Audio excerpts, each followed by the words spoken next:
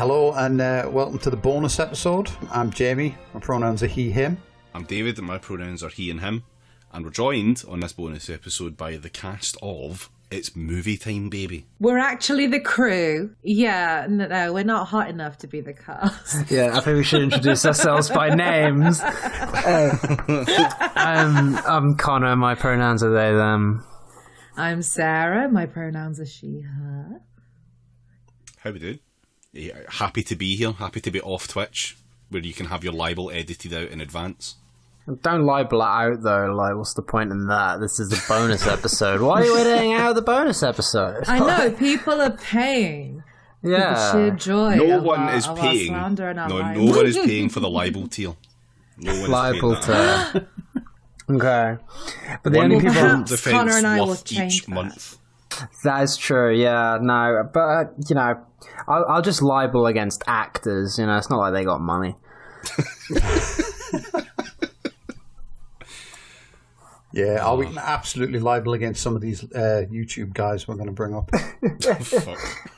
This being a bonus, it won't go on YouTube, so they won't hear about it to do like 5-hour response videos. I don't know, like, they'd find a way. They'd find a way. Oh my god, I just remembered someone recorded an 18-minute response video to a tweet on an old account that I sent out in which I stated, verbatim, Luke Skywalker is a virgin. He is a virgin. When did Luke Skywalker canonically have sex? Exactly. Like, there's all those extended universe books about him, you know, about that, like, Mara Jade shit. But it's not convincing in the slightest. He's the biggest virgin on Earth. I'm sorry, if it's in a comic book, it's not real. It's not real. It's not tied into the universe. Oh, I have to do extra homework? No. No. I'm so fucking thankful for this paywall already. I'm not going to read the book the movie's based off of. Why am I going to read the comic? I don't give a shit. No, but you should read the Revenge of the Sith book. Oh, yeah. Well, what's the thing that's in that? About bullshit. Anakin's butt or Obi-Wan's butt. It's Anakin's butt, right? Yeah, something like that, yeah. Is that not also the book where we find out that Palpatine's first name is Sheev? Oh, yeah, Sheev Palpatine, yeah. It might have been on like a top Trumps card or something. Like it seems like something that originates from that sort of thing. But Sheev adds plus 22 mana. Yeah, so tonight we're doing movie discourse, and especially like the damage YouTube movie guys have done to movie discourse. So the discourse surrounding films, especially but not only, like nerd franchises, can range from incredibly stupid to openly hostile depending on the day. But like, let's see if we can figure out why. So the first thing I wanted to bring up was, do you think it's fair to say that there's a fairly serious lack of media literacy today? Yes, there's a lot of that. Yes, I've been on Twitter any day of the week. I think, not to jump too ahead, but I think because a lot of mainstream film or TV that is made for general audiences is basically kids programs, but for, you know, targeted at 40-year-olds. Yeah. And no one wants to offend that market because they are the type of people who will firebomb an actor's house. And Steven Universification of audience.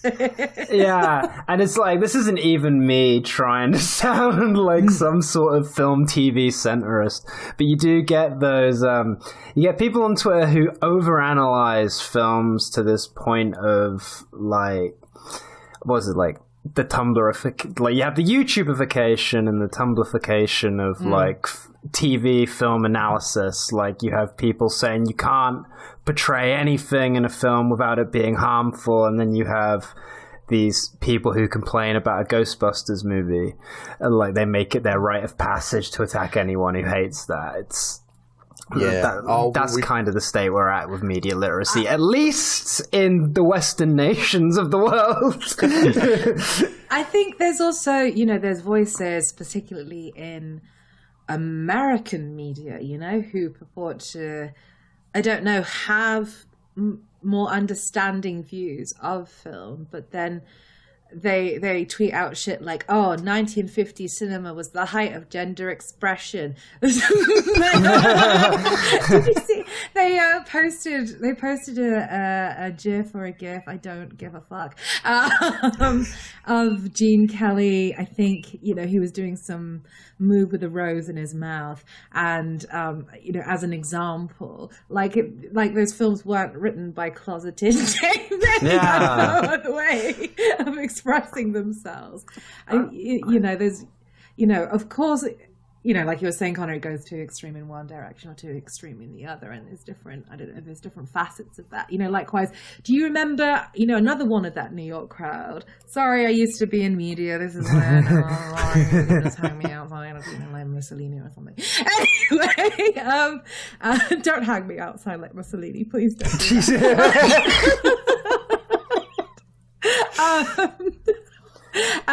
One of his lot, they tweeted a thread last year sometime positing that Twilight encourages inappropriate age gaps in relationships. Yeah. Would you like me to try and find the original? And I was like, listen, I guarantee you no pedo is using Twilight as a blueprint for any transgressive behavior or any crimes whatsoever. Like, I promise you. Yeah. But yet media literacy, it does seem to be waning. Like, the amount of times... Because it's always, you just see Twitter threads about the most innocuous thing in a movie and how it's the worst thing ever, and it's just like, this is a non-issue. Yeah. And then, you have that side of it where it's just cherry-picking themes that, if you have the understanding of a 6-year-old who watches Thomas the Tank Engine, then it's gonna be bad if you watched said 18-rated movie.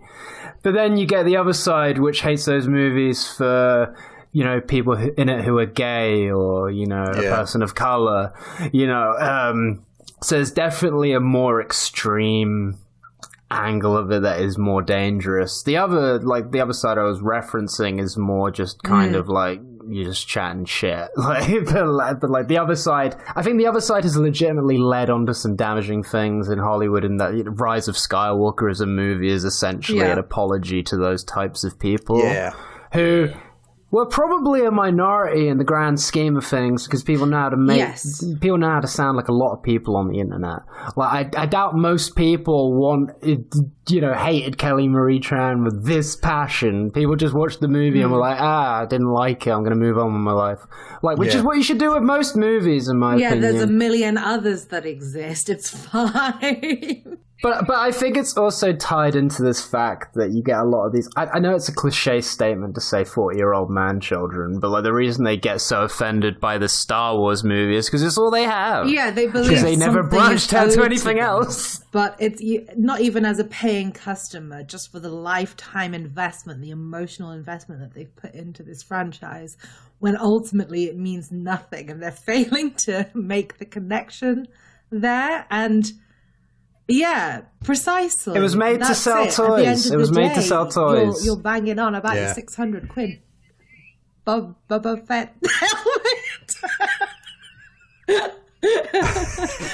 Oh, no.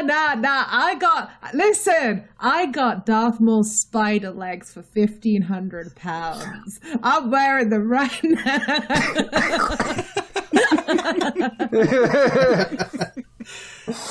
I think my favorite bit of missing the point is the whole red pill thing. Yeah, that people do online from the Matrix. That is just the fucking perfect illustration of not getting what you're watching at all. Yeah, like that song literally ends with what a song about how white supremacy is bad. Yeah. But people sort of were like, oh, this is a a movie about the Sigma grind set. It's but people do that with every movie. Like misinterpretation is a thing. This is why. See, I know our good friend Enpart is going to get mad at me for rehashing or relitigating this, but The Matrix is, in essence, a very simple film. It just follows the hero's journey. And the red pill and the blue pill is, will you answer the call to adventure or will you decline? Easy. It is not, it's nothing beyond that. It's like the Ring of Power in Lord of the Rings, or the lightsaber in Star Wars, to bring it back to fucking Star Wars again. I know. Well, Star Wars heavily draws from, the hero's journey, and that's why every film in existence now does the same. I'm so tired. I'm so exhausted. Yeah, but that's our starting points. If you guys have anything to say on the topic, I've got a couple of quotes from a video. It was "The Matrix Resurrections is a failure." Failure in all caps there, so you know. You now know that's a good video. Yeah. Right there. How severely is YouTube. Fanboy Flicks mugging in the video thumbnail? Fanboy Flicks was at the very sort of calm and normal end of the spectrum. One of the more reasonable people, still I would say a dipshit, but not anywhere near the sort of scale of fucking hate crime that the other guys were at. That is the weird thing with YouTube film reviewers. Even if they are on the more reactionary side, you can get totally different types of just guy. You'll get someone wearing a suit and who is composed, sitting in an armchair, and you just know he's broken so many age of consent laws. And then you get just a guy in a white t-shirt looking like Peter Griffin in front of 20 so many posters. age of consent laws. Yeah, and the posters are usually probably Terminator 2, The Matrix, funnily enough, and not Pulp Fiction. That's a bit more dude bro than weird reactionary Star Wars guy. Oh, for probably sure. An Empire Strikes Back poster as well, if I was to get really specific. Yeah.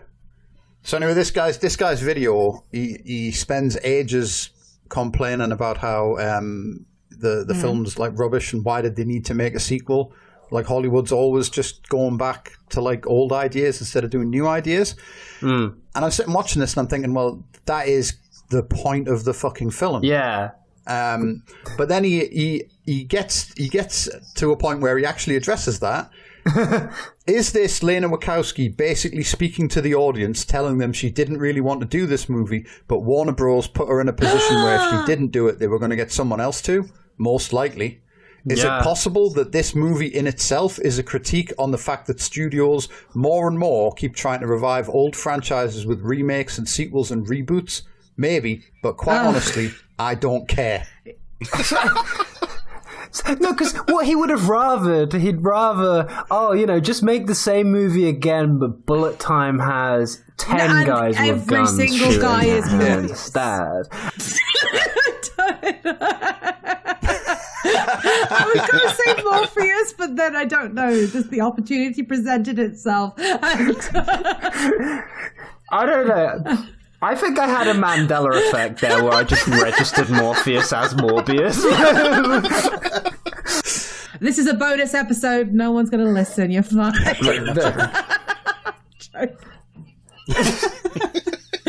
joking. Don't say that. You're allowed to make fun of me. It's fine. As you say in that video, that's what very much stems from it, because that same kind of guy is oh, then why did you make the movie? But if it was a more epic movie with 100 million more special effects or whatever, those same guys would have loved it. Yeah. And it's look, I can understand if you actually have genuine criticisms. I like the new Matrix movie. I do have some critiques of it, but I think it's a good movie because I like movies like that. I'm a big Twin Peaks guy. It reminded me of like Twin Peaks Return in that way. But it's fanboys, they don't like it when you go away from the formula. Yeah. But they don't like it when you stick too close to the formula. But these guys, mainly, they just don't like people who aren't white or men. Or they only like women if they say two lines in a movie. Push-up bra. And they wear jean shorts. Yeah. Like, you know, movies for 12-year-olds. Because this movie slightly challenged, you know, the worst generation, Gen Xers. Starts World War III on bonus episode of Praxis Cast. I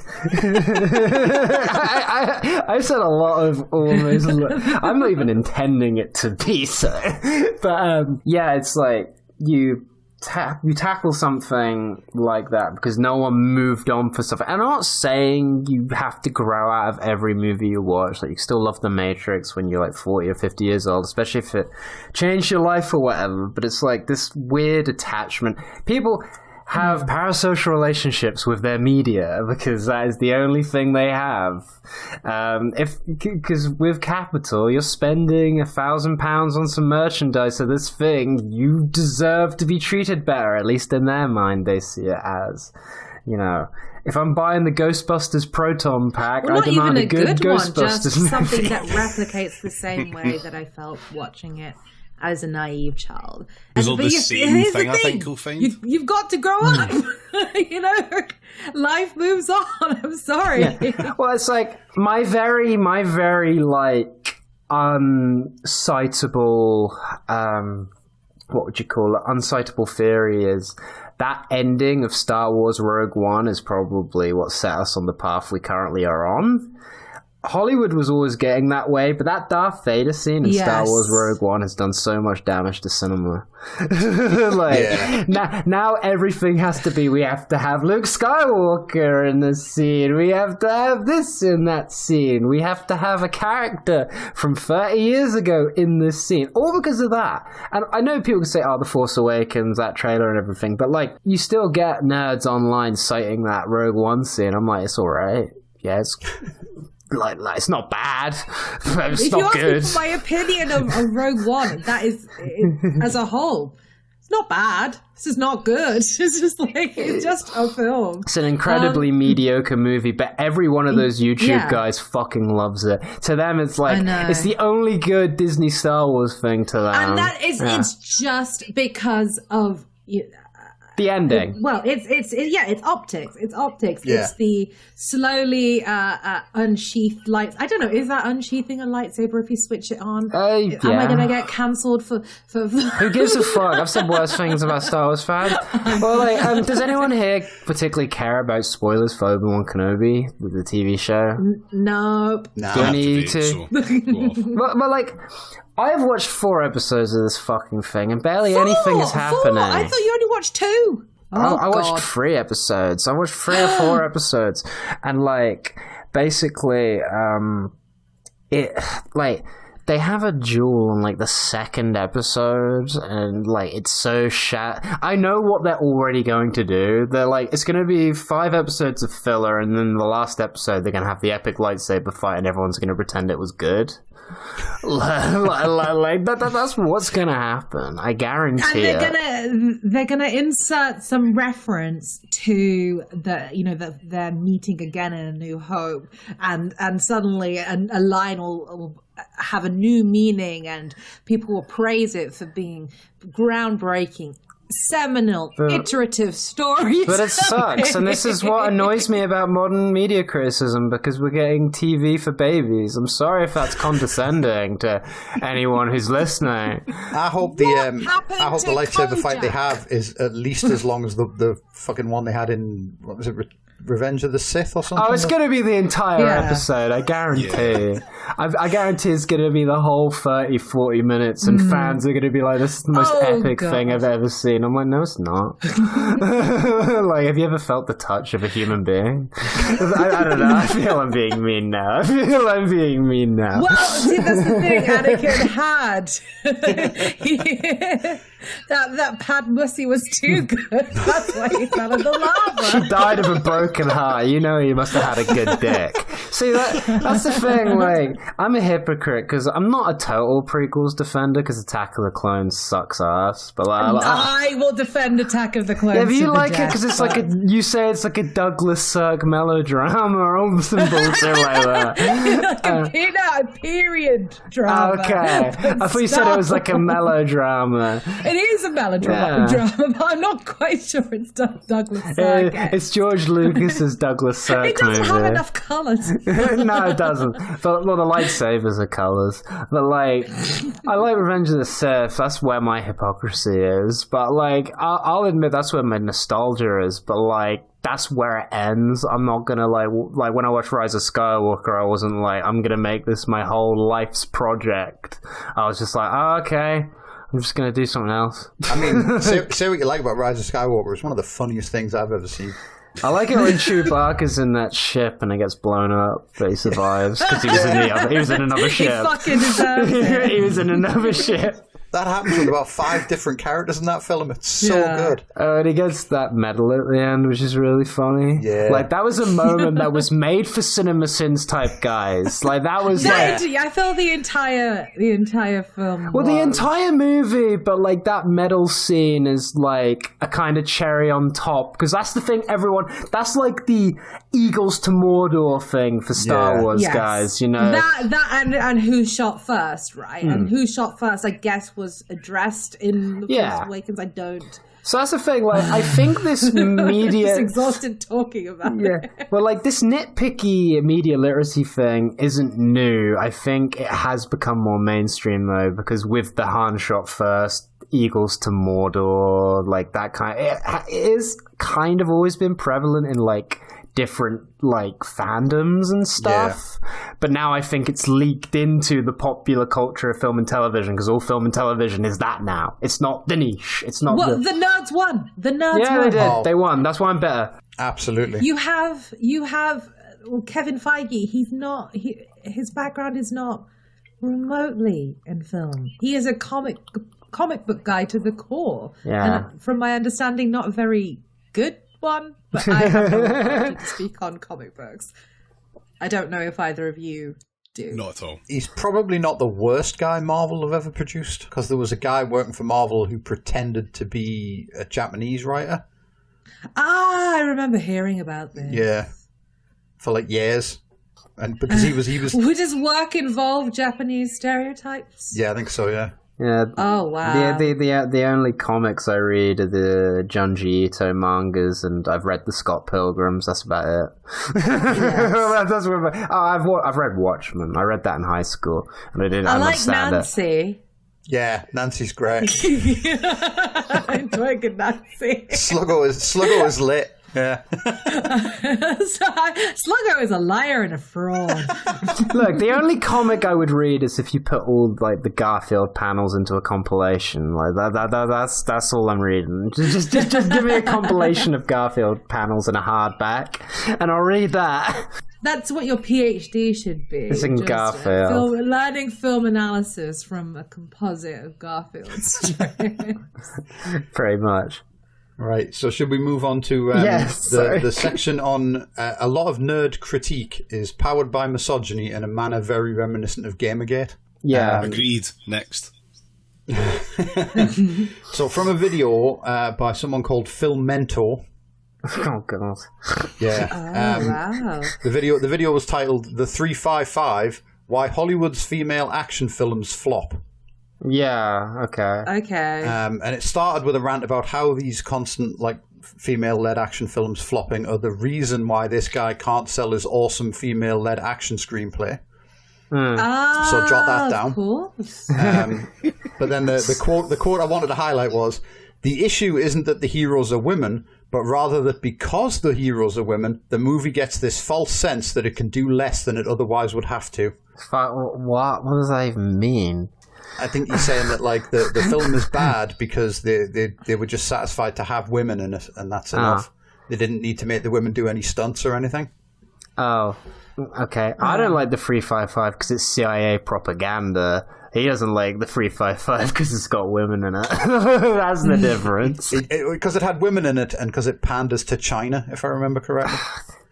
Oh, how does it pander to China? There's a Chinese woman in it. Oh. That's how it works now. Okay. Yeah. That's how it works. Yeah, that's how it works in the film industry. Yeah, like how Popeye panders to spinach. So there's a lot of spinach product placement in Popeye. Right, so from a video by a guy called Vito, right, this was The Last Jedi, a complete cinematic failure. And that's a phrase that comes up quite a lot. When was this video released? Was it released recently? It was 17, right? I think no, it was 6 months after the film was out in cinemas, because he mentioned that he'd waited that long so that he could get the Blu-ray.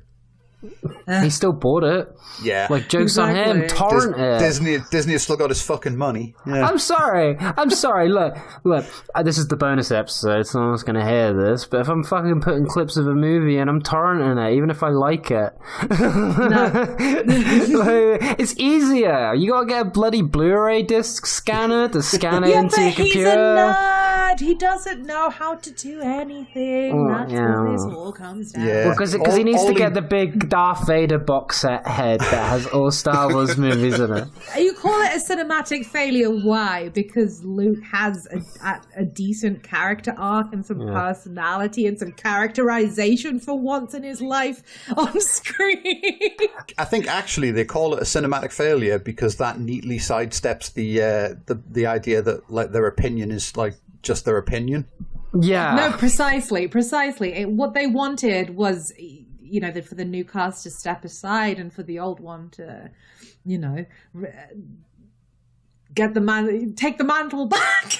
When that's not the theme of the film at all. Neither is it the theme of Star Wars ever. That's what's so fucking annoying about. Well, there's a lot of things annoying about these reactionary YouTube guys, but like they dress up their bullshit, you know, nonsense words in this kind of almost Jordan Peterson-esque, this is objective rationality kind of thing of like, you know, you know nothing about movies. You've watched like the same 7 movies and you think you're a genius because you've watched them a million times. I've seen Goodfellas like 30 times and I'm not an expert on Italian Americans.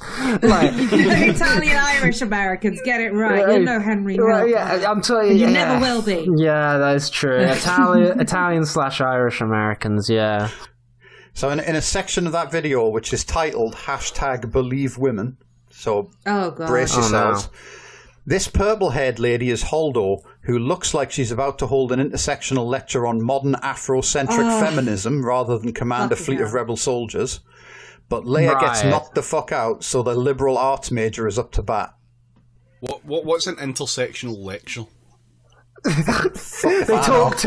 They teach 2 different subjects. They teach geography and history in the same subject. I am sick of rehashing this entire. This was tired in 2016, 2015. Yeah. You, as a boss or a manager in any capacity, if you have a subordinate who is gonna blow up and kill everyone on your side, you're not gonna divulge confidential information to them. No. It's not that fucking hard to wrap your head around. But of course, the handsome guy who they project themselves onto has to take an L, and of course that doesn't, you know, compute. I'm surprised these reactionary guys do latch on to Oscar Isaac, because isn't he Hispanic? Or do they not know that? Need I remind you of the hierarchy of racism? That is true, yeah. Yeah. I guess they see Oscar Isaac as passing, so like they look past that. Yeah, well, precisely. Also, in the hierarchy of like angry nerd racism, women with like coloured hair are at the very bottom of that. No, they're at the top. They're near the top. Yeah, they're in the top 5 at least. Bisexual women. Yeah, another quote from this video that I thought was good was, occasionally you can get away with making a completely serious superhero movie. Anyone want to guess which movie he puts on screen at this point? Civil War. Batman vs. Superman. The Dark Knight. Oh, The Dark Knight. Because you cite The Dark Knight when you've seen 5 movies. But it's easier to just make a bunch of jokes and admit that the whole superhero thing is dumb. But there's nothing inherently dumb about Star Wars. Yeah, there is. Yes, there It's a is. little green frog who Yes, talks there is. backwards. Like, come The on. lead character is named after the creator. It's a self-insert. Did That's all this film is. they forget about the prequels that had every racial stereotype known to man? And like did they like forget about like that whole discourse? That's the funniest thing about like the sequels. Hey, like a whole generation of people just forgot about the everything wrong with the prequels because then they were like, oh, I love these movies. I'm like, are you okay? like, you hated these movies 2 minutes ago. Sorry, Connor, why don't you like representation in films? Oh, look, I think Watto is a great character, in my opinion. Oh, fuck's sake. That is satire. You don't need to cut that out. A different terrible shithead now, but still on the subject of fucking Star Wars making him angry. From Disney Panics, Obi-Wan Kenobi is awful. By Classic. an adult man calling himself Nerdrotic. Oh, hell yeah. And if you're wondering whether or not he's earned that name, I'm going to put a picture of him in the recording channel now. Oh, I'm Yes, gonna have a visually. look. Okay, let's see. Imagine that lad poofing it into you. He's, Imagine that between your legs. He doesn't eat pussy. Come on, let's get real. He just extends his tongue, just gives a little and I'm done. Oh, he's got 3 Spider-Man in the background. Hell yeah. This is the thing. Yeah, no, this he is the thing. definitely I doesn't feel eat bad pussy. for all the guys who had Scarface posters who got shit for that. Like, this is 100 times worse than that. I'd rather get topped by a guy with a Scarface poster than have this guy whisper in my ear. You know, like. Ugh. He wouldn't whisper in your ear. No one is gonna know. No, he would barely like growl at you with barely contained fury. He's one of those. Just one a pump and a half, and he's done. He's the kind of guy, like, he's like, oh, have I got chicken nuggets again? Hell yeah. Oh my god! Okay. I spot on the left-hand side of the video a Gina Carano doll. Yeah. Oh, hell So, yeah. Oh, yeah. is this going where I think it's going? On his mic stand, where you can look at the arse of it. Oh, yeah, what's he got on that? Really? Wait, I'm going to zoom in now. Oh, I'm he only looking at the does. thumbnail. It's literally, yeah, it's the only one that's in focus. Oh my god. Are you fucking creep? Oh, right. Wait till you hear the quote I've picked from his video. Right? Does anyone want to guess? Oh, wow. What they? You'll never get it in a million years. But does anyone want to take a wild punt at the quote from this video about Disney panics? Obi-Wan Kenobi is awful. Was it something to do with race? No. No. So it's nothing to do with that character that was Yeah. getting. Is it about young Princess Leia?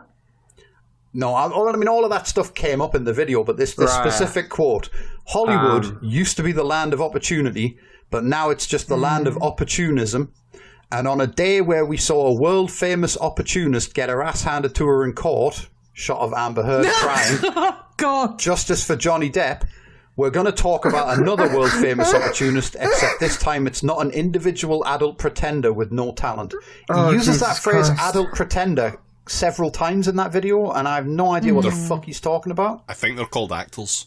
I hate it when people say no talent because it reminds me. Have you seen the video of that guy in New York heckling a trumpet player, and he's like, "I'm an NYU film school graduate," like because he just says you presumptuous no talent in like the funniest voice. Whenever these guys say that, I just think of that Frankie Wheatman guy. hits the streets. Pretty much, but like. Yeah, oh god, yeah, of course he's a pro Johnny Depp guy. That checks out. Yeah, and this video was definitely one of the fucking low points of my research. He reads out a bunch of tweets from people he doesn't like in what I can only describe as gay voice. And then every time he says the word racist, he pronounces it with like a really, really rolled R, just to express how like his contempt for the notion of racism as a concept. Oh fuck! God damn it! Yeah, just an awful cunt all around, quite frankly. Like.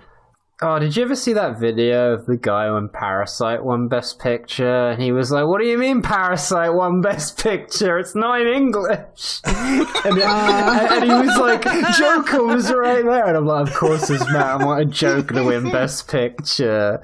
A movie that is basically for 10-year-olds. No, it's the King of Comedy for 10-year-olds. Yeah, maybe, yeah. Which is funny because King of Comedy's a PG and like Joker's a 15. But like it's the other way around. King of Comedy's a PG. Yeah, it's a PG. Oh man, we used to be a country. Maybe he's right. Hollywood was the land of opportunity. I take everything back. Well, it's a good thing you mentioned Joker there, because the other thing I was going to touch on before we moved away from the misogyny was the infamous 11-hour 44-minute epic responding to Jenny Nicholson's "Well, I didn't like Joker." Oh, Mola. You didn't watch all that, did you? Did I fuckers like? No. Fine. I was going to say, you're insane if you watched that. No, he watched it on double speed. I skipped through until I found the point where they actually started talking about Jenny Nicholson's video, and it was over an hour in. Oh, fuck off. And the first thing they do is immediately accuse her of wearing too much makeup. Oh, come yeah, of course they say that. They've never seen kidding. a woman. They've never spoken to a woman. No, they've never seen a woman off a TV screen. If you're doing 9-hour videos about this shit, like, yeah, of course you've never like left your house. I don't know. Like, oh, that is beyond. Yeah. Because didn't he do a bunch of them about like the Star Wars sequels as well, or some bullshit like that? And like he has like a very passionate fan base who's like, no, Mauler is very, very detailed. There's like every like clip I've seen of him, he's like, the lightsaber was meant to be green, and it's blue. Like in that cadence, that exact like the reason it's 9 hours long is because it takes him 9 hours to say a paragraph. Oh, that and the fact that it's like a fucking clown car. There's like 3 or 4 people involved. Oh, that's his podcast, I think. Yeah, like that's his podcast posse. Yeah, like he has his own channel, which is Mauler. I hate that I fucking know this. It should not be in my brain. That's where these videos were. And I'll note he was the only one of these dipshits who wasn't verified on YouTube. That's so fucking funny. Jesus Christ. Yeah, but like he does his individual like analyses, and then he has like a bullshit podcast like with 2 other guys, and they do responses to people over 9 hours. I'm sorry, a podcast does not need to be 9 hours long. Unless you guys have done a 9-hour podcast. Then I take that back. We did a 9-hour stream once. Yeah, James has done streams that long, but streams are kind of like a different thing, though, aren't they? Like I say this as we stream, but like streams are something you put on when you don't really want to do anything. Podcasts are what you put on when you're doing something, or vice versa, depending on the person. But it's like those Hassan streams. I doubt people are watching all 14 hours of them in one sitting. You know, they're probably going off, washing dishes, coming back, sort of thing. Yeah, they don't wash their dishes, Connor. Come on. No, I'm wrong on that one. I misinterpreted the demographic. My credibility has gone out of the window. I will now leave the podcast. I know. Who knew the person you'd be libeling today was yourself? Yeah. I found a video while I was fucking around looking at the worst movie shit on YouTube by Patrick Willems, who is a rare YouTube cinema enjoyer. Yeah. And the video was called "Shut Up About Plot Holes," which is good advice, I think. Nick. And it introduced me to the website movieplotholes.com, which contains the following major plot hole for the usual suspects. Verbal Kint only learns about the existence and appearance of Kaiser Soze at the end of the film, but when someone asks what language the ship sailors are using, Kint says it's Hungarian. How could he know that? He wouldn't be able to recognize the language unless he had heard it before and is more or less familiar with it. More or less familiar. But he could be familiar in Hungarian. How did those people not know that? Maybe he grew up on the streets with a Hungarian gangster, a Hungarian mob. You need to explain every single language a character knows. It's a plot hole because they don't explain in the film why you might know, like, any possible reason why that character might know Hungarian.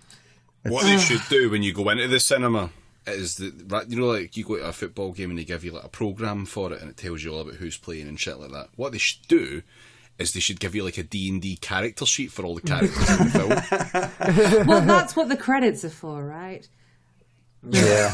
There was another thing on that page which was like an unresolved issue, I think they called it, which was, why did Chaz Palminteri's character never turn around and look at the wall just to check that, like, the guy wasn't making shit up off his notice board?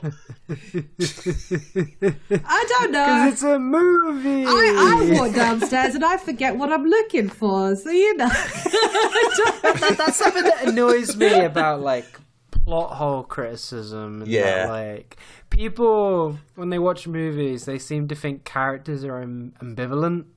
Or whatever, when, like, you know, Shirley, when you're writing a movie, like, yeah, if you want your character to be smart, you want them to be smart, but also you want them to be a human being. Like, I fucking forget if I've locked the door when I leave the house. Yeah. There's a huge streak of, like, I would simply have...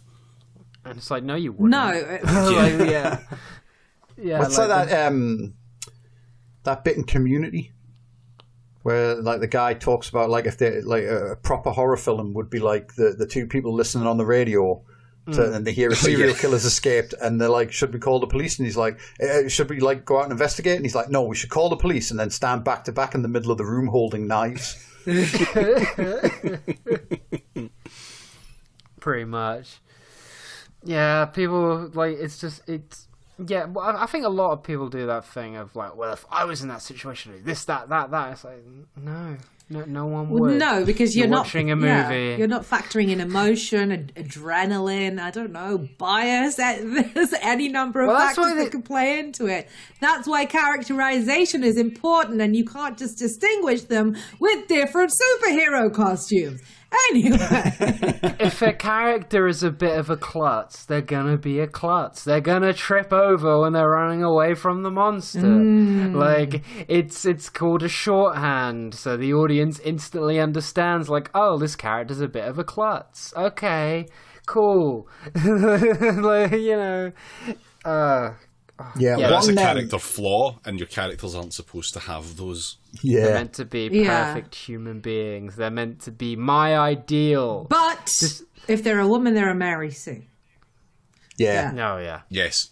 Oh, yeah, that comes up a lot. The other thing is, as well, a lot of these guys have, like, suggestions on how they would have done stuff better, and it always, like, reads like... something off TV tropes. Do you know what I mean? Like, they've just gone through the different tropes pages and, like, made a list. So, like, you know, instead of Luke Skywalker being sad or, like, depressed, he should instead be, like, a badass with a heart of gold, and they're just going out, like, ticking these things off as they go past each one. I would simply be stoic. I would simply not be a YouTuber. Pretty much. That seems to be the answer to all of life's problems. Don't be a YouTuber. But the solution is to Get then into find... podcasts. No, the solution is to find a MILF. Yeah, that's the ending of Don John. Yes. Oh, spoilers, man. I haven't watched that. Oh, no. He gets with Julianne Moore at Rock.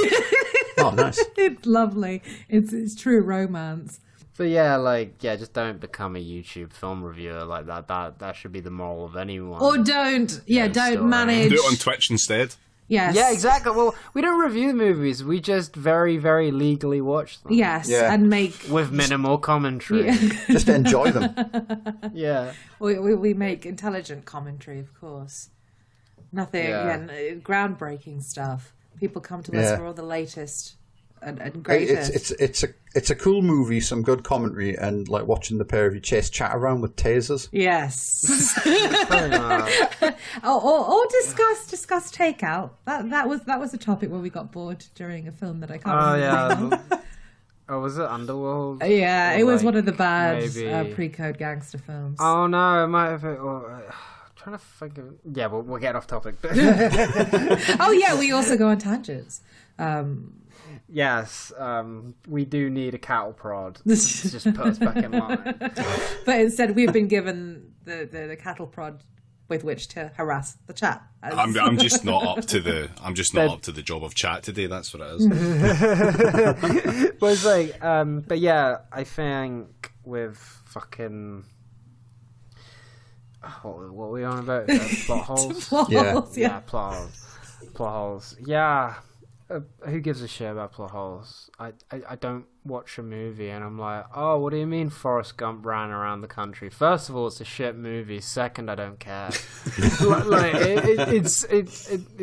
It shouldn't occupy your brain. Like the name Mauler shouldn't occupy my brain. Yeah.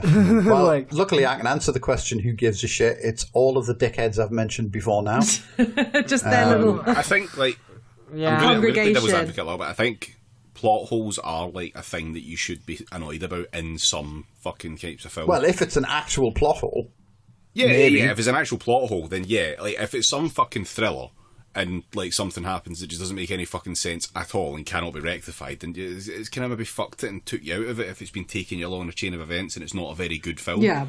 But like, how often does that really fucking Well, happen? Exactly. do you wanna hear- is Right out of it film? is it an oversight in terms of actual, I don't know, quality, or is it just a mistake like everyone makes in every single fucking job?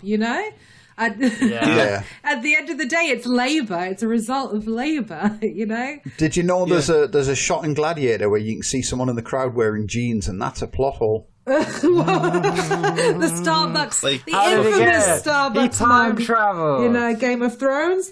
Plot hole. Yeah. Where's that on yeah. your soundboard, David? I'll add it.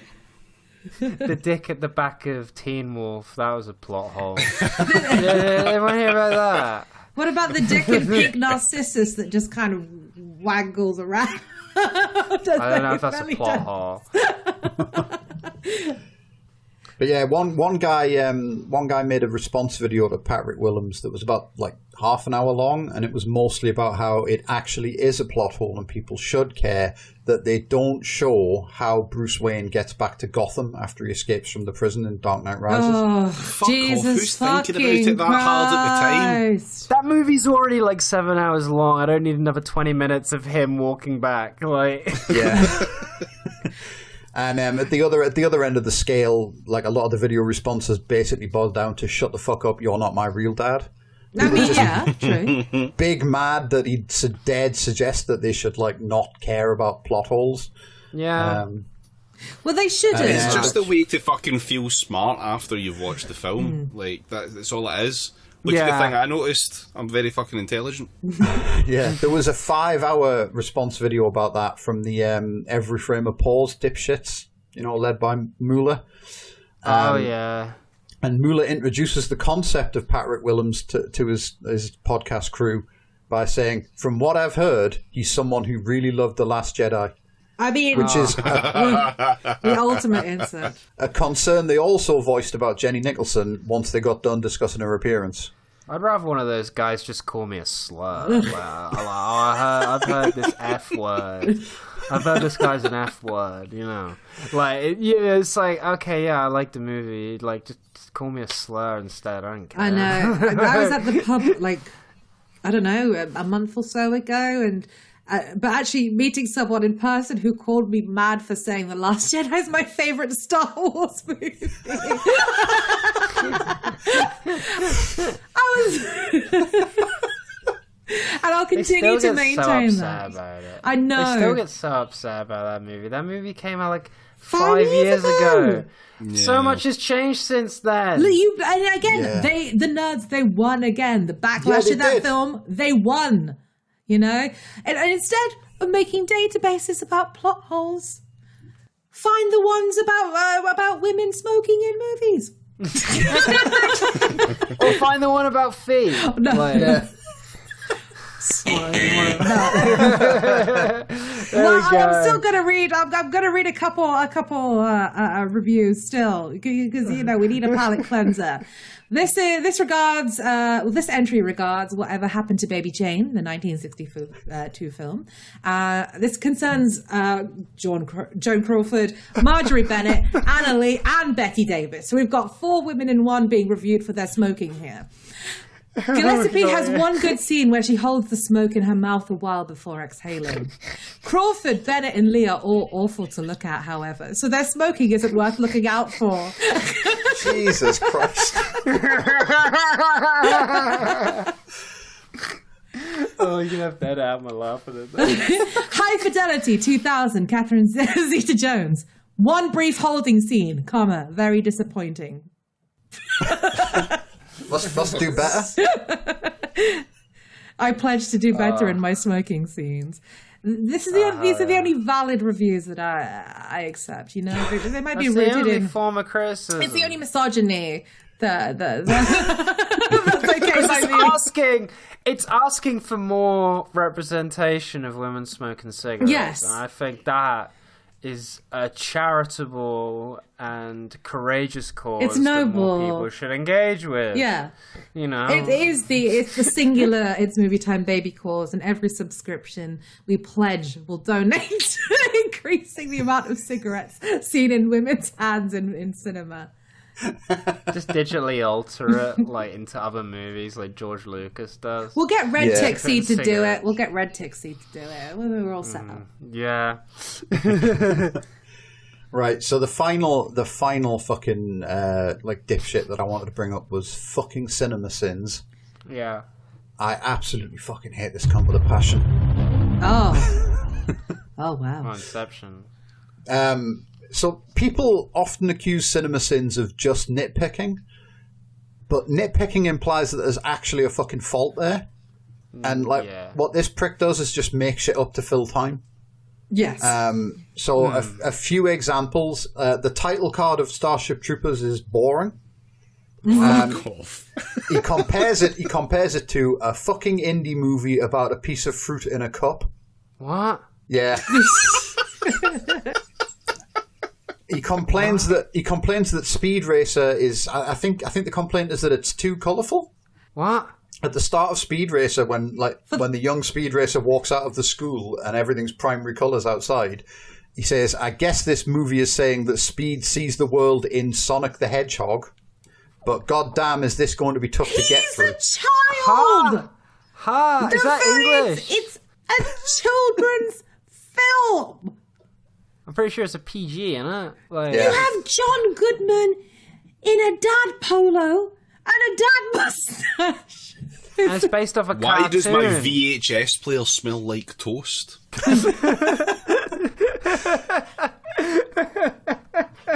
It's one of the, Speed Racer is one of the last vestiges of an era in cinema where chimps could co-star in films and you wouldn't have to think about the animal rights implications. I need to go back.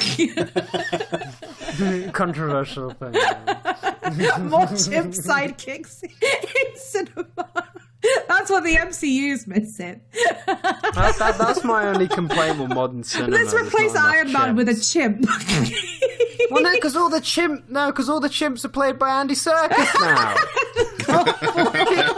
He looks like a chimp, but he's not a chimp. And if you're gonna have someone in a mocap suit, it better be Denny Levant in Holy Motors. Yeah. That's for the niche world cinema listeners out there. Their first complaint about Interview with the Vampire is essentially, this is a bit gay. My complaint would be it's not gay enough.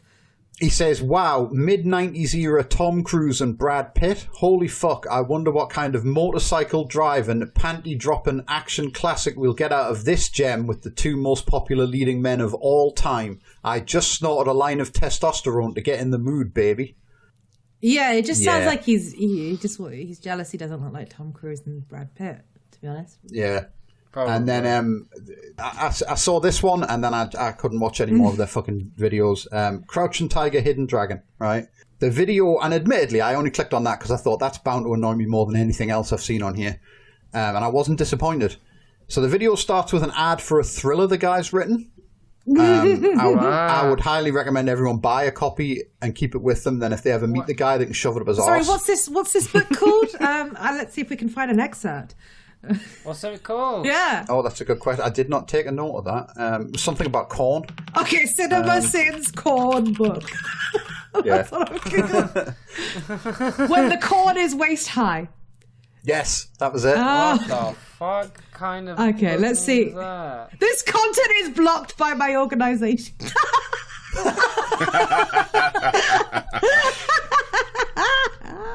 You know what's your organization? Is it the Secret Service jumping in front of that bullet for you? In the early 1980s, a tiny rural Indiana farm town experiences a series of confounding and violent murders that shocked the community. Father Solomon Lancaster, the town's dry-witted sheriff and priest of the community Catholic Church, finds himself on the forefront of the investigation. That sounds like shit. Why is he the sheriff and the priest? Sounds like he just ripped off Midnight Mass. Okay. Okay.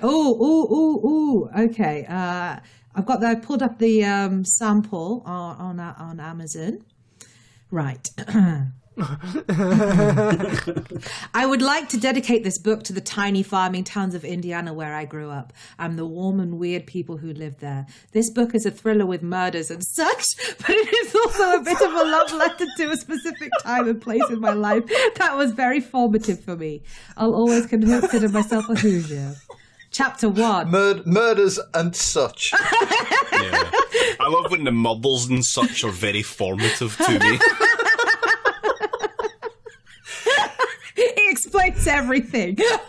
That's like what he wrote there sounds like. Oh my god! Okay. Whenever I have to defend Norfolk on Twitter, that's what it sounds like. I'm like, it may be shit, but like it's where I grew up with all the weird. All the murders and such. Yeah, all the murders and such. Okay, please, can I just read the first 3 paragraphs, please? Yeah, go for it. Okay, so this is chapter 1, the Lily. My third murder was my first. I had... Imagine 3 murders on the edge of a cliff. Okay. My third murder was my first. I had 2 prior, of course, but officials hadn't recognized them as homicides at the time, and so they'd been classified merely as deaths. It would be a while before anyone realized that those first 2 were actually also intentional murders and not just accidental. Years, in fact.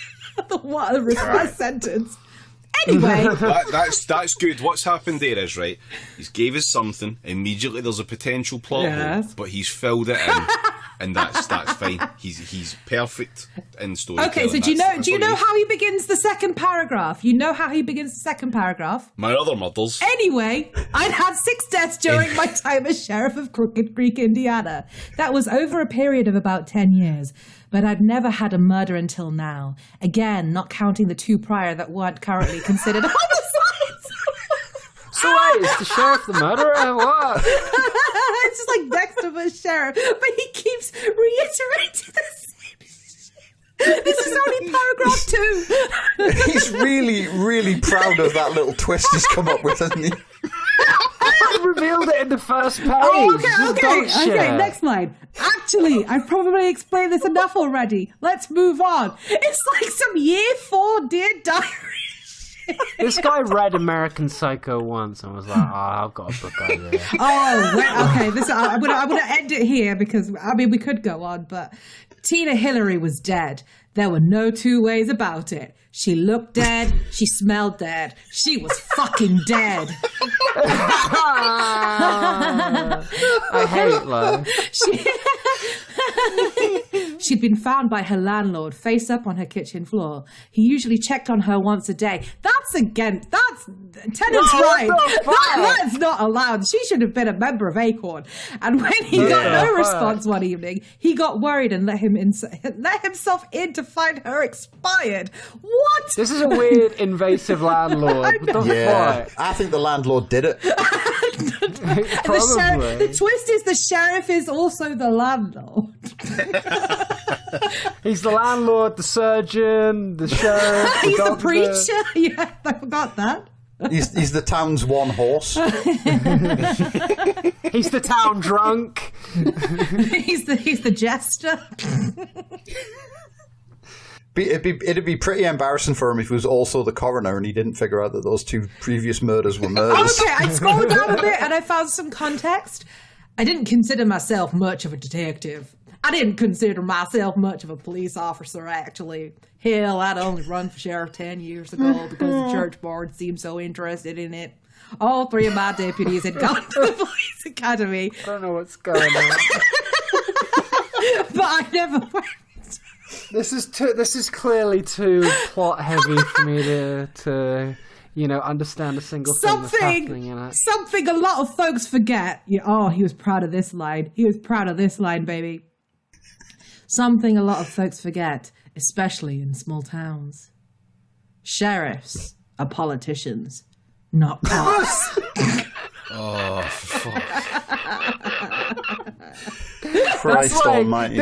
This guy thinks he's like Cormac McCarthy or something. He's like, I am like the literary genius. Like, that's the way he writes. Like, he writes like, fuck. Yeah, so his first complaint, the first sin that he dings Crouching Tiger, Hidden Dragon for, it's set in China, but everyone speaks English. Oh, no. Wow, Yeah. it's not as if foreign countries have been portrayed on film speaking English. Oh, it gets better, because I don't know if you remember, but this is the same Crouching Tiger, Hidden Dragon that won an Oscar for Best Foreign Language Film. Uh-huh. So this dipshit has put on the English dub and then, like, fucking complained that it's in English.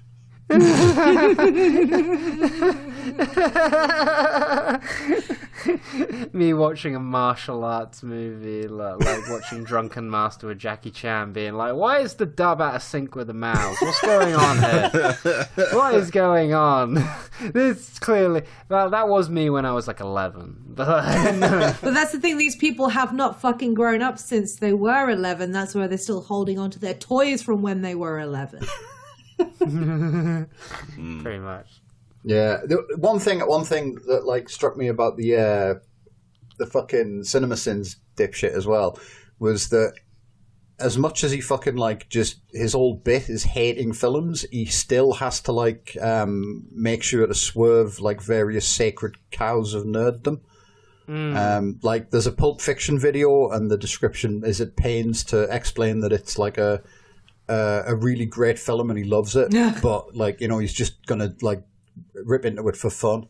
And then his complaints about that were that like it's really good that you see in the opening scene with Tim Roth and Amanda Plummer, you actually see John Travolta going to the bathroom in the background, but the time between like that happening and the robbery starting is shorter then than in the scene later on. Not everything has to be in real time. Even Miracle Mile, which claims to be in real time, isn't in real time. But also in Pulp Fiction, like, this is going to be very fucking nerdy, and I apologize, but like, the line that she says when they get the gun out at the beginning is different to when they repeat it later in the film. Oh, like, the movie literally deliberately does that. Yeah. It's almost like... I'm glad you took that nerdy bullet for me there, because I was about to bring that up. Yeah, she says a totally different, like, line. It's like... And it's like, oh, it's almost like it's a different perspective of said event. Oh my god. The theme here is that, again, anytime these people are forced to reckon with their fallibility as humans, their brain fries. They lose 20 million more brain cells every time they try and think about it. It's just, oh my goodness. Showing a guy like this Rashomon and being like, wait, what do you mean? It's different perspectives. Well, then that's why they fucking freaked out when they saw The Last Jedi as well. I actually checked to see if they'd done a video on Rashomon, but sadly that comedy is denied to us. No, but have they heard of Seven Samurai? This movie's 3.5 hours long. Oh, no. If we want to get critiques of Seven Samurai, we have to go to, like, Elizabeth Warren Twitter. Come on. Oh, yeah. Do you remember that was woman who was... thing. What did she say? She said it was pretentious or something? Oh, yeah, okay, that is the other side like the of superhero. bad media literacy. Yeah. That's the other bad side of media literacy I was kind of hitting at earlier. There's kind of Liz Warren types who are like, what do you mean this movie is this long? It's pretentious. I've seen Seven Samurai, and like just because it's in black and white and not in English does not mean it is pretentious. There's not like it's just a standard action movie because it was like one of the first ones that did that structure. It just so happens to be a bit longer. Yeah, there was that incredible take on Twitter recently where that the overuse of runes in the Northman was problematic. Yeah, but the religion is kind of contingent on the runes. The history. Yeah, but like that isn't gonna get you 10,000 quote tweets. Which is still That's true. If we're doing a wider point on media literacy and stuff like that, there was that guy that posted the other day about living in Cuba. Oh yeah, did you see that? No. No, there was a post about how daily Soviet life was like really good because you had easy access to like, high culture shit, and people understood it and could have really detailed conversations on this, that, and the next thing of it. And a guy said, this was something that struck me while living in Cuba. So many everyday people engaged with art and theory in a way that doesn't exist in the US. My local fruit vendor made fun of me because I'd never heard of Bertolt Brecht. I felt like a moron there.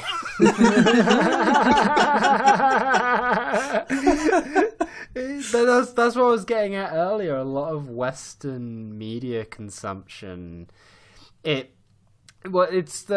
Obviously, whenever I mention this, you can't really go at like independent cinema. Like you have to, for the context of the argument, you have to ignore that because it has not an impact on anything. But most Western media, unless it's like maybe the occasional HBO show, is like it dumbs down things for every like because you gotta hit every target demographic. Yeah. Well, yeah, the focus is growth. It's not, it's not to create anything meaningful and impactful. And any directors that manage to break through are still heavily, just interfered with. I mean, we cite the pre-code gangster films and that horrific scene in the middle of Scarface.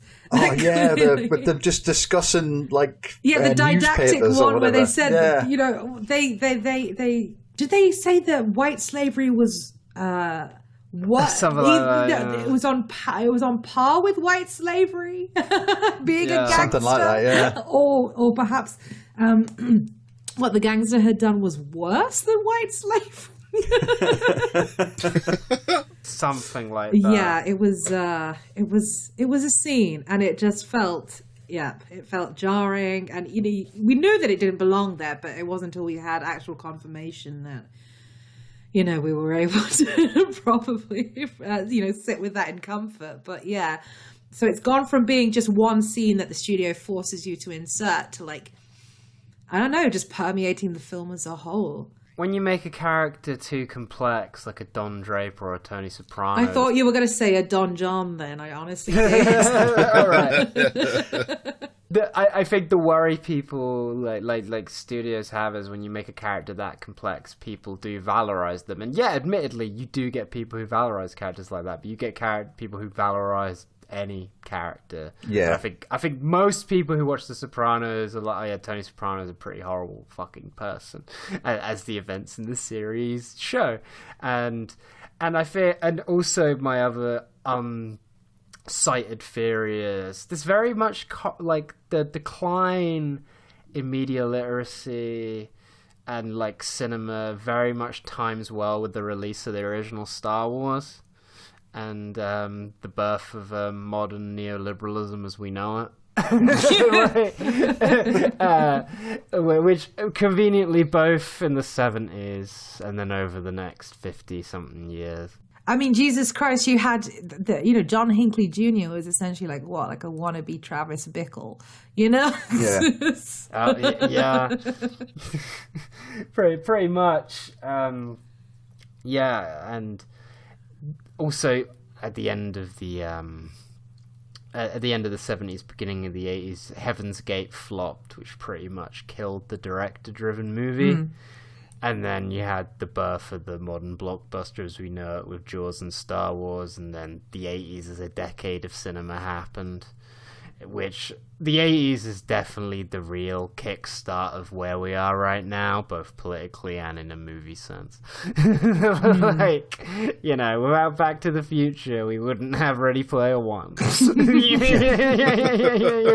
Yeah, you know, as controversial a statement as that may be. Well, yeah, it's an attempt to mine every single facet of culture for growth. Once again, for growth. How many toys can we get out of this? How many tie-ins can we get out of this? How many collaborations with McDonald's can we get out of this? You know, you can't make a movie like The Godfather like now. I know that's a cliche statement, but like it would be made for $2 million and like it would look like shit, Oscar. and Netflix would never give them another film ever again. I mean, you can partially blame One from the Heart for Francis Ford Coppola's decline, but regardless, he should have been able to bounce back. But still, that's another. Yeah, that is the risk with big director filmmaking, because it can lopside an entire industry. But everything is profit driven now. Exactly. Like, I guess the only place where you're getting interesting stuff is usually anything that isn't American cinema or television that is probably on HBO. And even English cinema's not really that like we make nothing but drivel. We watched Harry Brown recently for an episode. When are you going to watch Kenneth Branagh's Belfast? Because I've heard interesting things about the way the Brits are portrayed in that one. I'll put that on the list, David. I'm taking a note now. Britain does have like a good history of decent movies, like Ken Loach, Mike Leigh, whatever. But like the last decade, like every trailer in a cinema I see for a British film is the fakest looking movie I've ever seen. Yeah, we're not going to have another like John Schlesinger, are we? You know, no, that's you're not going to have Powell and Pressburger in the modern British cinema landscape. The only British stuff I see nowadays is like terrible comedies, costume dramas, and those fucking Essex Hardmen films that there seem to be like millions of. Or some weird movie about, I don't know, like interracial love between a Pakistani person and a white person. I think it's just like Ali and Ava gives me bad vibes. I don't know. I don't trust it. Was there no something along those lines where it was literally the Queen or some shit? Oh yes, Victoria and Abdul. Yeah.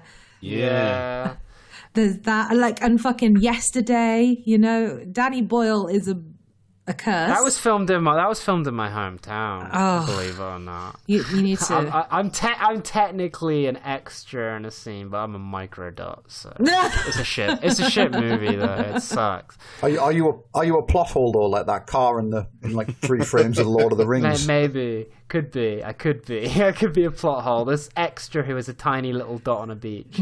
But yeah, every few years you'll get like maybe a Ken Loach movie. But even like Mike Leigh can't get movies made anymore because the National Lottery, which is a big funder of British films, is too busy funding the LGB Alliance. I know, right? You know. Yeah. But yeah, like if you want to watch any interesting movies, either watch independent movies or anything that's made in a country that isn't America or Britain. Just get yourself an Arrow subscription, a movie subscription, and a Criterion Channel subscription. Yeah, lot of great world cinema, as Bong Joon-ho said.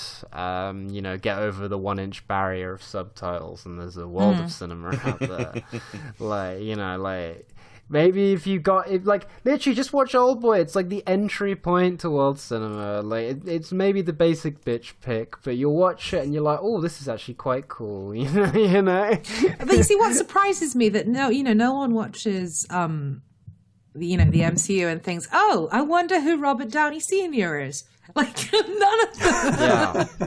I'm gonna watch Putney Swope after watching fucking Iron Man 2. I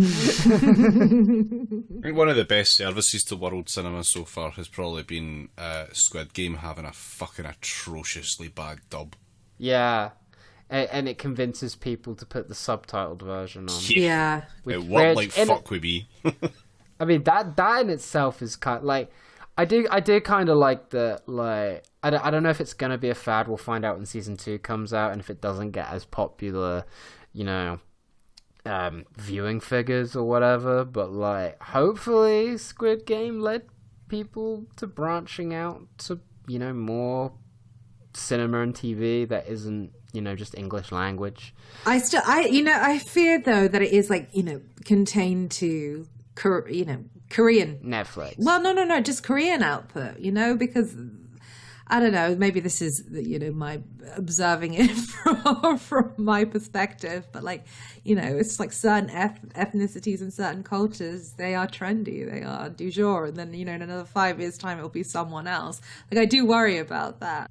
Well, I think it's because not all Korean cinema, because you get loads of art house Korean cinema. Oh, no, of course. I just mean, like, what's the, like across, I don't know, just like, across the mainstream as well. I think it's because, a lot of mainstream Korean cinema is dark and edgy. Yeah. Which, that's why I started off with Yeah, it, like, yeah. 7 years ago with Old Boy and stuff. Because it is that kind of... It's a bit it's quite a bit darker than most American cinema, so it's like, okay. It's the algorithm. It's the algorithm as well, isn't it? Because like Parasite, that was a big thing, and then Squid Game was a big thing. So that must mean that all Korean media is a big thing. Let's try it and see if the algorithm. Yeah, exactly. And then they're gonna fucking ruin it. Yeah, it's by oversaturating the wrong things, Also, what Sarah said about like trendiness is true, because there was, like, obviously Korean stuff's like huge at the minute because of Parasite and Squid Game, but like 10, 15 years ago there was like a huge sort of wave of everyone watching Korean horror films. Yeah. And then, like, obviously, like, back when I was a kid, it was Hong Kong action cinema that everyone was like wild about, and yeah. And then, like, there was, after Crouching Tiger, there was like a wave of like Chinese stuff. Or the anime boom. Obviously, anime is still very, very popular. That's never going away. But like how it boomed in the mid-90s. Yeah. Who latches onto it, and how do they treat it once they latch onto it? It just becomes a phase. It's not something that sticks with them, for life, or has any meaningful place in their lives. But then that's how we're taught to engage with media. Even the charts. The charts exist to inherently make music dispensable, in a sense, because everyone's competing for more sales, and you pump new stuff out, and and it's just, oh god, okay, gonna go lie down now. Everything good art can't exist anymore. I'm being melodramatic. Of course it can. The way things are definitely prohibitive to. Anything that is, like we said, the Steven universification of media. Yeah, that's the thing. I always feel I'm a bit too pessimistic when it comes to film and TV, but it is a genuinely, like, weird time. Yeah. Like, because filmmakers who are acclaimed aren't getting funding. Filmmakers who are wanting to start out but have interesting ideas that don't correlate with the algorithm model aren't getting funding. Because it's like, it's like, yeah, I want more diversity in media. Can I see an original story from, a voice I haven't heard before? But Kevin Feige's like, no, that voice can make She-Hulk. It's nothing new or interesting. What do you mean? I am so hyped for Mrs. Marvel. I've been binging it all night. That's the thing. It's like, I want to see voices I have literally never heard. So there's so many of the best movies I've seen in like recent years is just like perspectives of just, and like also an original story, or like it has ideas and does something cool. Whereas, it's like, we need you in the algorithm Marvel machine to churn out 6 episodes of said show. It's the studio system again, but 10 times more fucked up because it's so much more bigger. It has so much more power. Because instead of a bunch of homosexual writers, fitting in there, homosexual writers and communists before the Red Scare, like trying to subliminally put ideas into movies. It's now just a bunch of 40-year-old nerds who have only seen Star Wars and E.T. putting more Star Wars and E.T. in said movies. There's no good subtext anymore. It's like, I swear the amount of times people have said we've been in the Hays, like an unofficial Hays Code, how like every movie is also sexless and like sanitized and just...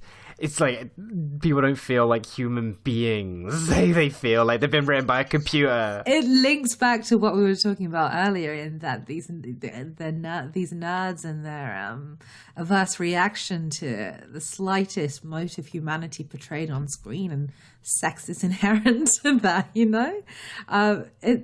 Anything fundamental to humanity that isn't a sparkly, clean superhero is just anathema to them. And you can't keep seeing yourselves as analogs of these characters because you're not perfect. I'm sorry. Neither are they. Deal with it. Film and TV shouldn't just be wish fulfillment. It's like, it's cool in occasional bursts, but it's why you don't wank 24 hours a day. It gets boring. Well, that's why you bring up Powell and Pressburger. That's why you don't dance all day. Oh, Scorsese would be so proud of me. Yeah, legit. I mean, to be fair to the nerds, it's not all wish fulfillment, because sometimes you get stuff like Joker where it's dark and edgy. No, No, sorry, Joker is 100% wish fulfillment. if we're going to broach Todd Phillips, well, his first film was a documentary on the lead singer of the Murder Junkies, G.G. Allen and the Murder Junkies, who was just a shit-eating fascist, literally. And he portrayed him as like some sympathetic character. And, it's just an extension of that. It's just, he's trying to wax poetic on something that he just doesn't quite understand because he sees it as countercultural. Like, I'm sorry, but Todd Phillips... Yeah, he's going to get a kick off the cliff from me. That's my new rating system. Kick off the cliff. Yeah. I haven't seen Joker because James told me it was really good and I should watch it. And I'm just you shouldn't like watch it. No, just watch King of Comedy. You're good. You don't need to watch Joker. It won't add anything to your life. The fact they're making a second one makes me want to go Joker mode myself.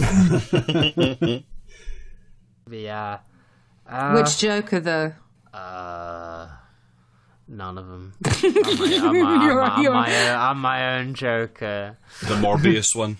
The Morbius. Oh no. Get to fuck. Oh, the Joker with the grill. Yeah. Posting his used condoms to the rest of the cast and shit like that.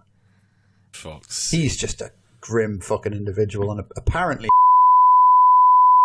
Yeah, no, I've heard the stuff. You might have to censor this for the podcast, but.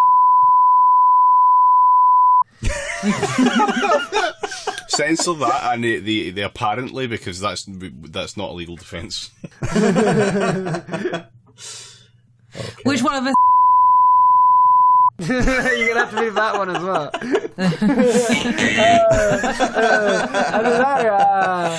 Well, you can host. It's movie time, baby, are cowards. We don't leave our VODs up, so. If you tune into this week's stream, you know what we were talking about in this the bleeped bits. Yeah, is there anything else on the topic of discussion, or have we covered? No, I think we've covered it pretty well. Yeah. Yeah, unless we want to read any more smoking reviews. Okay. Maybe one more for the road. Can we have a film suggestion? Videodrome. Not you, Connor. I was going to ask our host. Okay. Such Go on, an attention David, pick a whore. film. Or by actor. Inglourious Bastards. Oh, Inglourious Bastards. Okay. Let's see if it's on here. Remember to spell it wrong. Right. Okay. Inglourious Bastards, 2009. Diane Kruger, Melanie Laurent. Laurent smokes unfiltered beautifully in a coffee shop, picking tobacco from her tongue after drags. She really looks incredibly natural with a cigarette. Kruger smokes with a holder in a long scene. However, exhales could have been better. Overall average, but worth seeing.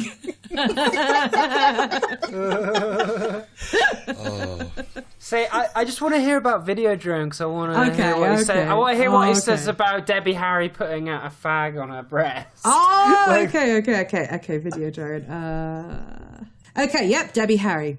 This one is notable for the scene where Debbie Harry makes James Woods watch as she uses a cig to brand her own boob. Harry takes an all-white from James Woods and has some incredibly sexy drag exhales before burning her breast. Gorman lights an oversized cig in a restaurant with some okay drags and exhales. Kana has 2 all-white holding scenes and a good exhale. In brackets, no drag shown. And then... Correction. Debbie's cigarette is a cork tip 100 from a fictitious pack. Also, a glamorous blonde is shown with a cigarette in her hand in a pan shot at an awards dinner. This is amazing. Amazing. Astounding. I'll give them points for effort. Yeah, fair enough. Like, credit where credit is due.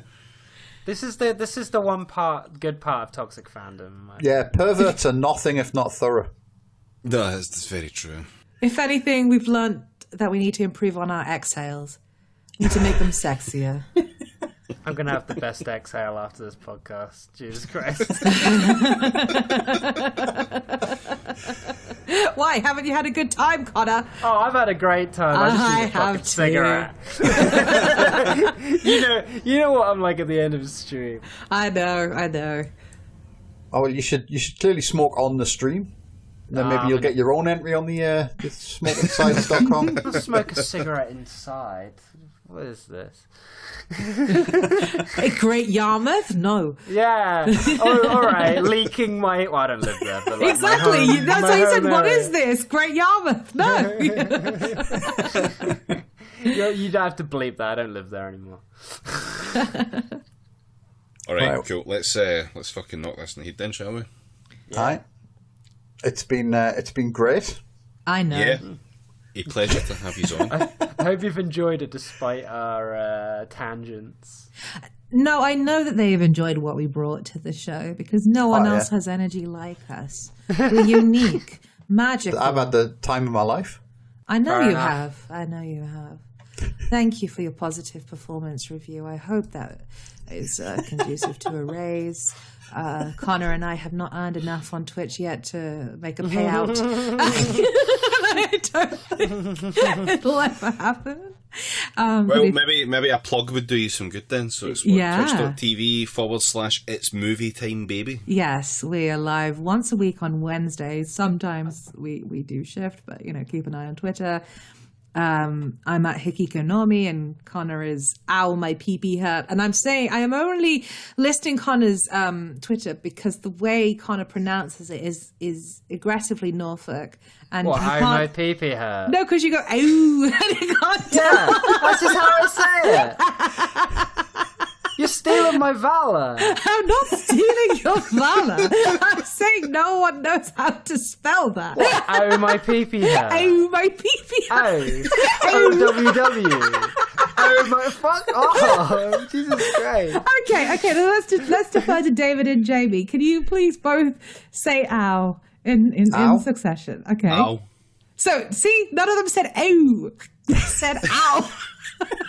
Yeah, all right. Well, how do we all say Tuesday? Because I say Tuesday, not Tuesday. Not like that. What, not like Tuesday? No. Oh, now Connor's stealing my valor. Getting bullied for their accent, like. Oh yeah, no, that's just my Norfolk twang. But then again, maybe I'm the only person in Norfolk who says Tuesday, not Tuesday. That's what makes you special, and that's why you should watch It's Movie Time, Baby on Wednesdays at 7 o'clock. Wednesdays at 7 o'clock, unless I've been called to work. Yes, and also give Connor a job. Yeah, no, that's true. Yeah, this is my CV. Every horrible thing I've said this episode. At least you'll have an entertaining employee. I don't know what the worst thing I said was. I think it was very early on. I don't know if it was the thing. Or No, listen. You and I together. If there's one thing that we can reliably do, it's make death threats, which I'm confident we've done.